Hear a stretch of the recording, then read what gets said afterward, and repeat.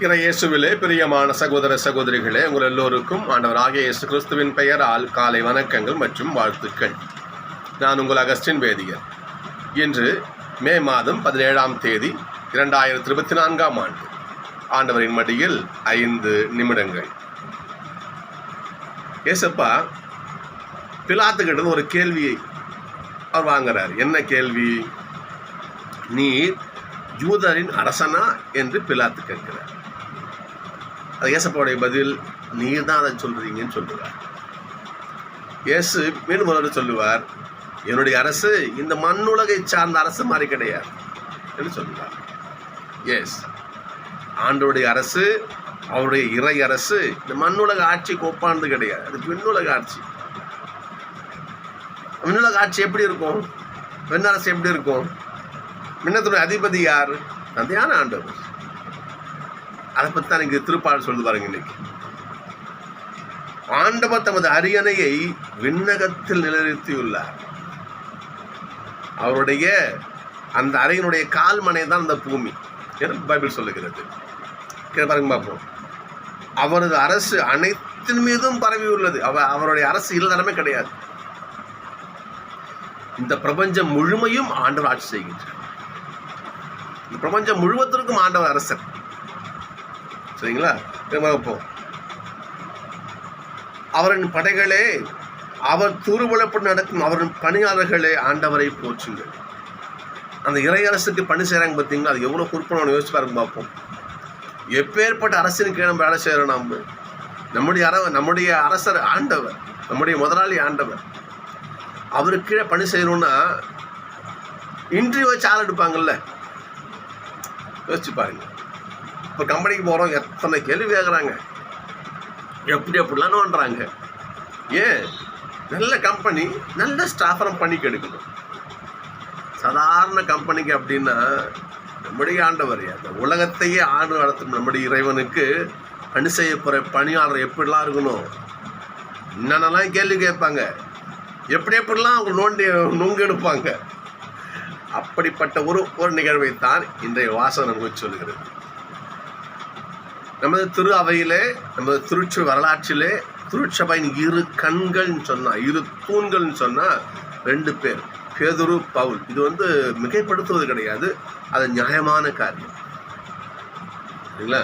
புறவினத்தாருக்கு ஒளியாக ஏற்படுத்துவேன் என்று ஏசப்பா அறிவிக்கப்பட்டவர் பவுல்.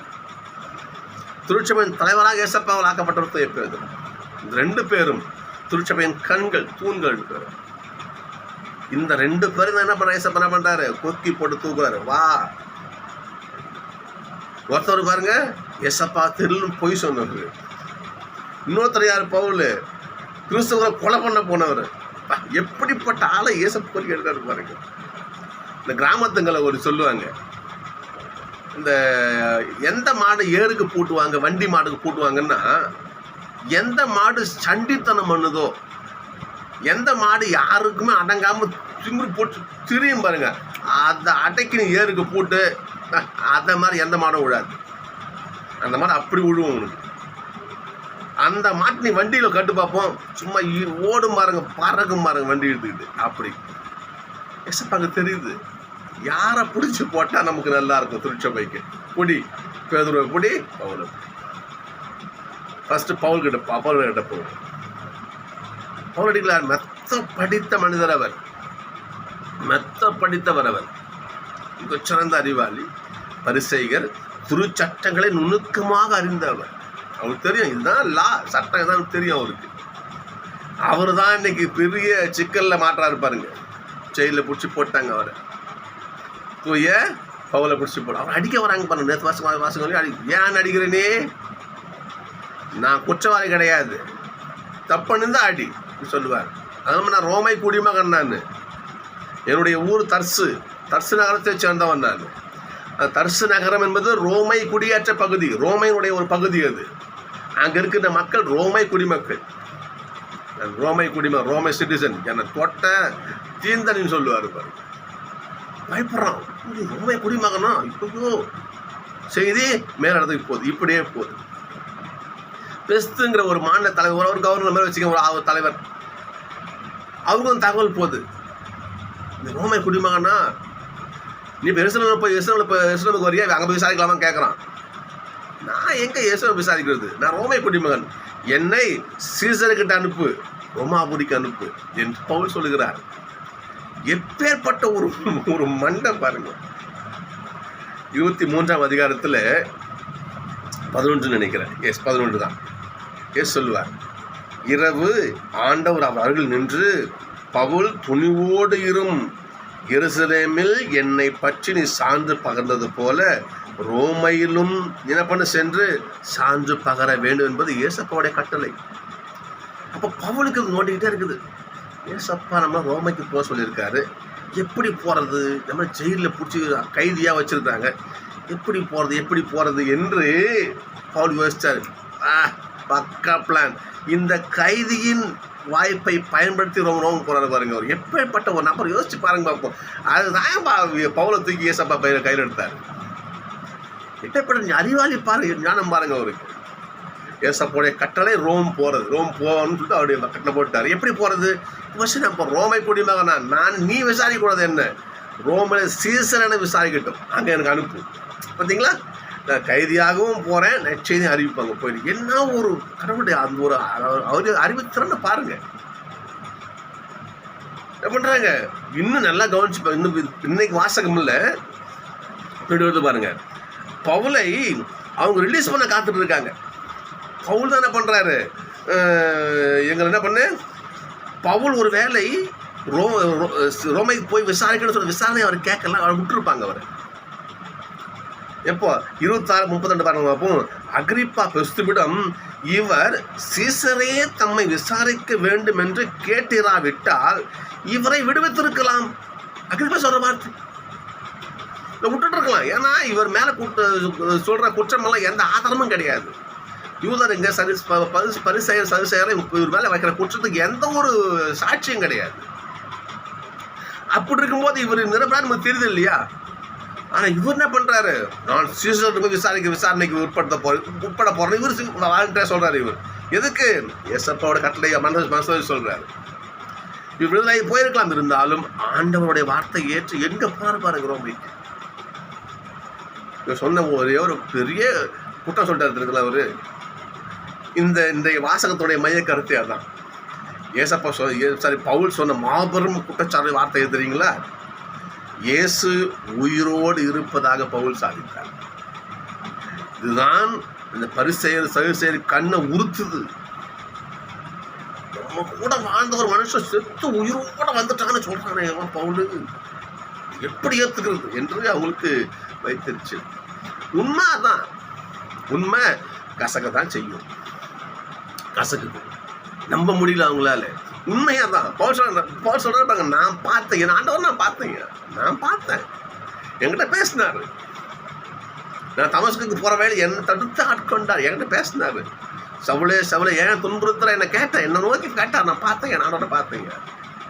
என்ன 1 கொரிந்தியர் 15 பாருங்க சொல்றாரு இல்லையா? எல்லோருக்கும் காட்சி கொடுத்தார், காலம் தப்பி பிறந்த எனக்கும் அவர் தோன்றினார். பவுல் சொல்ற வார்த்தை, எனக்கு தோன்றினாரியா,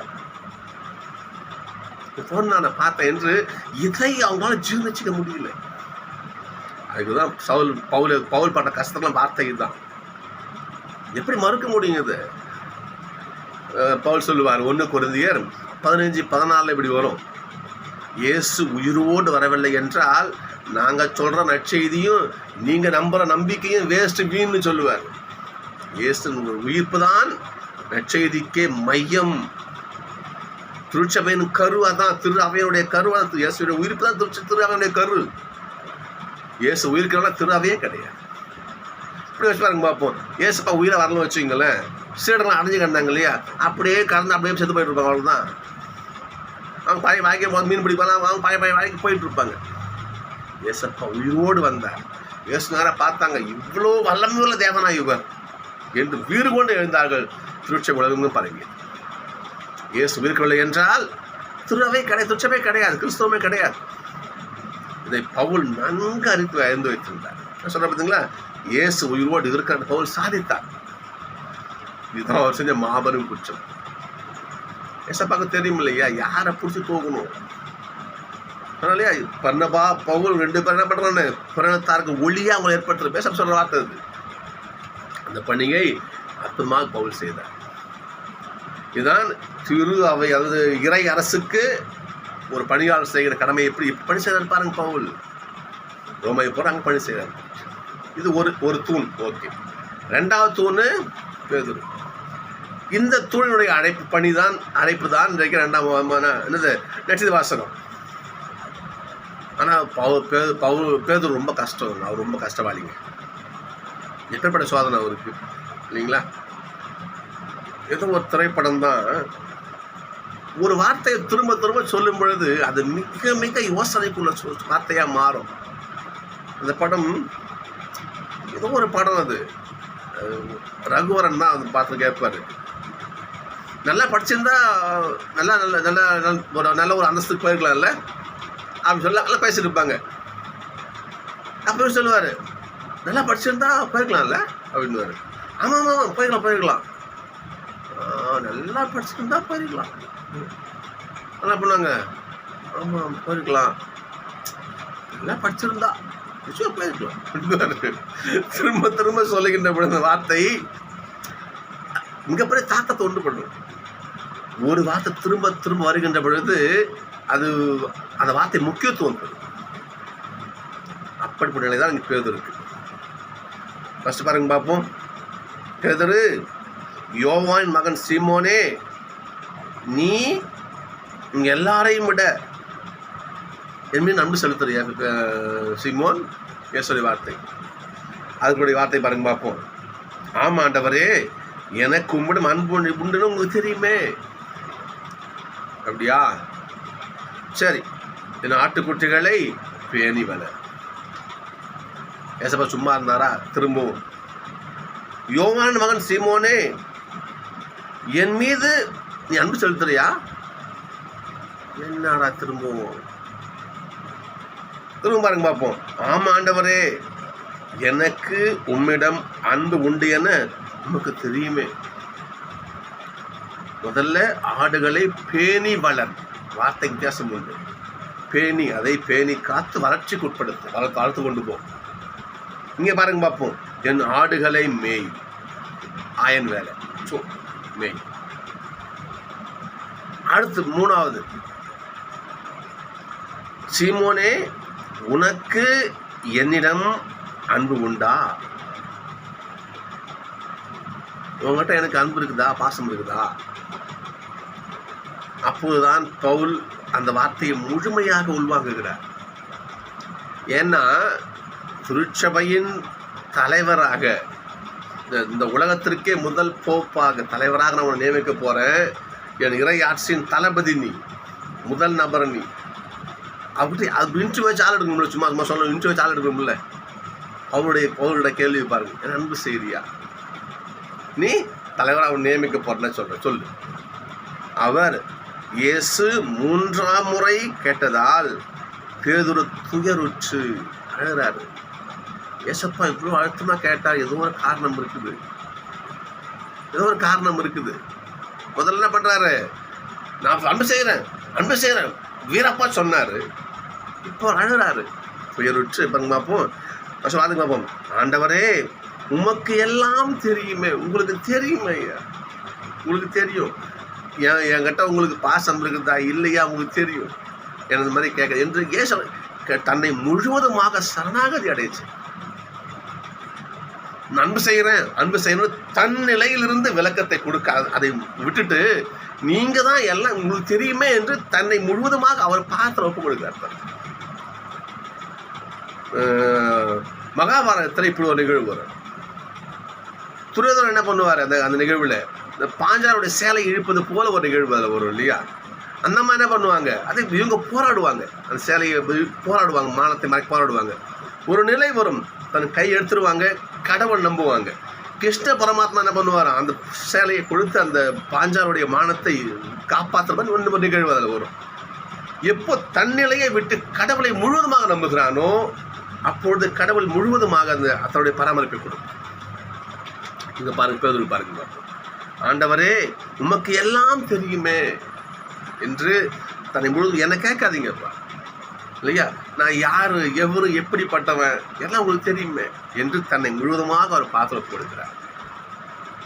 இந்த ரெண்டும் இருக்கிறதே பவுலுடைய விவேகம், வீரம், அறிவு, இது அனைத்தும் ஒரு ஒரு ஒரு கடவுளுடைய பணிக்கு மிக முக்கியமான ஒன்று. ரெண்டாவது தன்னை முழுவதுமாக ஒப்பு கொடுப்பது.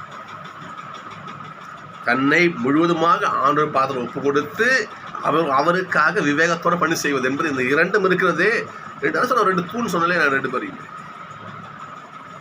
இப்படிப்பட்ட ஆட்கள் தான் ஆண்டவருடைய இறை அரசுக்கு தேவை. சகோதரர்களே, யோசிச்சு பார்ப்போம். நாம் ஆண்டவருக்கான பணியை பவுலை போல வீரமாக விவேகமாக செய்ய தயாரா? இறை அரசின் ஊழியராக பணியாற்ற நாம தயாரா? சிந்திச்சு பார்ப்போம். பேதுருவை போல நம்மை முழுவதுமாக, நான் ஒன்றுமில்லை ஆண்டவரை, எல்லாம் நீங்க தான் என்று அவரை பார்த்து தம்மை முழுவதுமாக கையளிக்க நம்ம தயாரா? அம்மா சொன்னாங்க பாருங்க, மாதாம்மா இல்லையா, இதோ ஆண்டவருடைய அடிமை, வார்த்தை எனக்கு ஆகட்டும், நான் அடிமை, அவங்க பாத்திரம் அடிமையாக உட்காந்துருக்கிறேன், என்னை பயன்படுத்துங்க, என்னை பயன்படுத்துங்க என்று அன்னை மரியாளை போல, பேதுருவை போல, தூய பவுலை போல ஆண்டவருக்கான ஊழியர்களாக நாம் மாறும். அப்படி மாறினால் நம்ம தான் ஏசப்பாவுடைய ஆட்சியிலே நாம தான் ஒரு குட்டி மந்திரிகள், அமைச்சர்கள், தளபதிகள் நாம தான். ஆனால் அப்படி பணி செய்ய நல்ல வரங்களை கேட்டு ஆண்டவர் செபிப்போம். ஆண்டவரே, பேதுருவை போல, பவுலை போல, அம்மாவை போல நாங்களெல்லாம் உமக்கு பணி செய்யும் ஊழியர்களாக, இந்த இறையாட்சியின் பணியாளர்களாக நாங்கள் வாழ எங்களுக்கு அருள் செய்யுங்க. சரிங்களா? நாங்கள் எங்கள் வாழ்நாளில் அவங்களாம் காலம் முழுக்க செஞ்சாங்க, நம்மளாம் வேலை செய்கிறோம் இல்லையா, கொஞ்சமாவது ஆண்டவருக்கான ஊழியத்தை செய்ய அருள் தங்க நம்மகிட்ட கேட்போம். அப்படி நாம் நம்முடைய பணிகளை செய்வோம். நம்ம குடும்ப வாழ்த்துக்கு எவ்வளோ போகுது இருந்தாலும் கொஞ்சமாவதுங்க ஐயா. சிறு ஒரு மருதாசன் பார் சொல்லுவார் இல்லையா, அள்ளி கொடுக்கறதுனால கிள்ளியாவது கொடுன்னுவார். அவ்வாறாக நம்ம என்ன பண்ணணும், நம்ம கொஞ்சமாவது ஆண்டவருக்காக பணி செய்ய பழகிக்கொள்வோம். அப்படி நாமும் கொஞ்சமாவது பணி செய்தால் நாம் தான் ஒரு குட்டி பவுல், நாம் தான் ஒரு குட்டி பேதுரு, நாம் தான் குட்டி மரியம்மா. சரிங்களா? அவ்வாறாக ஆண்டவர் பணிகளை பணி செய்யும் சிறு ஊழியராக மாற ஆண்டவருடைய திருப்பாதம் ஜெபிப்போம்.